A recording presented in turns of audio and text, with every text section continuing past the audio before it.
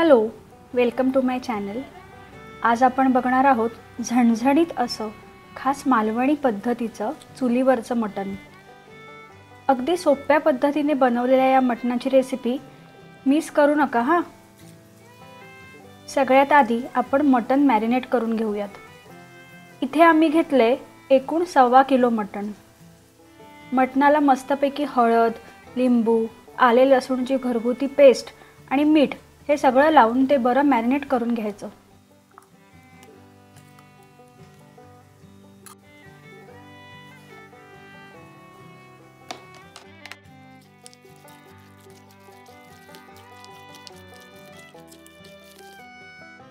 जर तुम्हाला मालवणी पद्धतीने मटण बनवायचं असेल तर त्यातली सगळ्यात महत्त्वाची गोष्ट म्हणजे खास मालवणी पद्धतीचं भाजलेल्या सुक्या खोबऱ्याचं वाटप।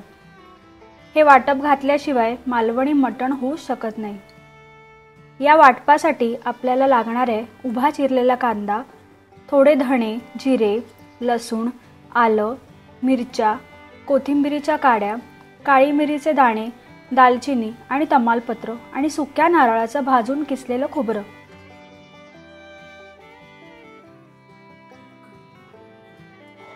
एका कढईत तेल गरम करून हे सगळं वाटपाचं मिश्रण बरं भाजून घ्यायचं।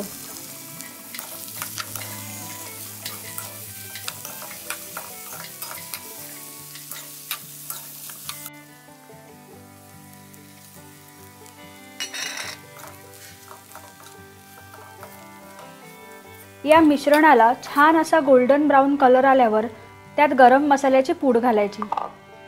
इथे साधारणपणे आम्ही 3 ते 3.5 चमचे गरम मसाला पूड घातली आहे।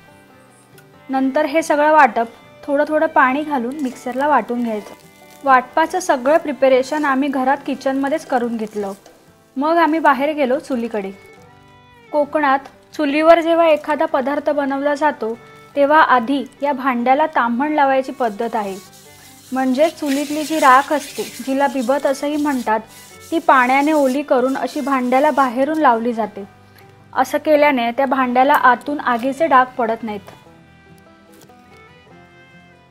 तर इथे या टोपात तेल गरम झाल्यावर त्यात तमालपत्राची पाने टाकली आणि मग त्यावर बारीक चिरलेला कांदा घालून परतून घेतला।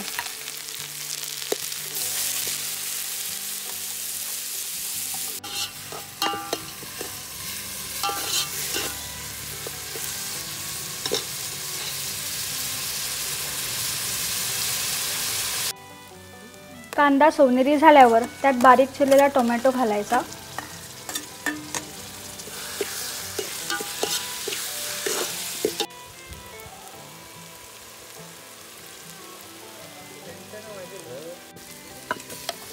कांदा टोमॅटो शिजल्यावर त्यात मॅरिनेट केलेलं मटण घालायचं आणि हे मटण जरा वेळ झाकण न ठेवता चुलीवर बरं भाजू द्यायचं।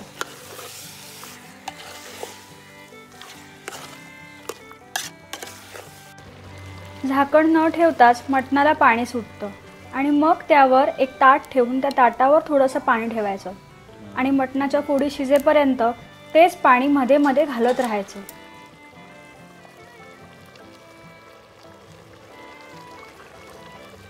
मटण छान मऊ शिजून झाल्यावर त्यात मालवणी पद्धतीचा मसाला घालायचा। इथे आम्हाला तिखट लागतं त्याच्यामुळे आम्ही साधारणपणे 3 चमचे मालवणी मसाला घातलेला आहे।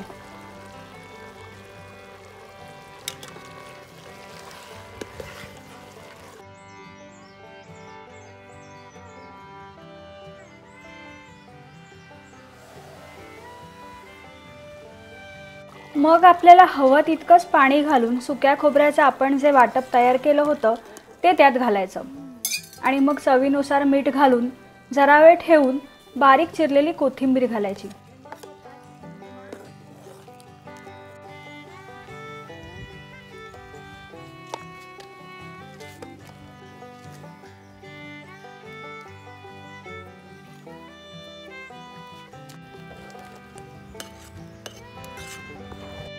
अशा प्रकारे मालवणी पद्धतीचं चुलीवर केलेलं मटण तयार आहे। रेसिपी जर आवडली तर माझ्या लॉस्ट इन कोकण या यूट्यूब चॅनलला नक्की सबस्क्राईब करा। पुन्हा भेटूच। Bye bye.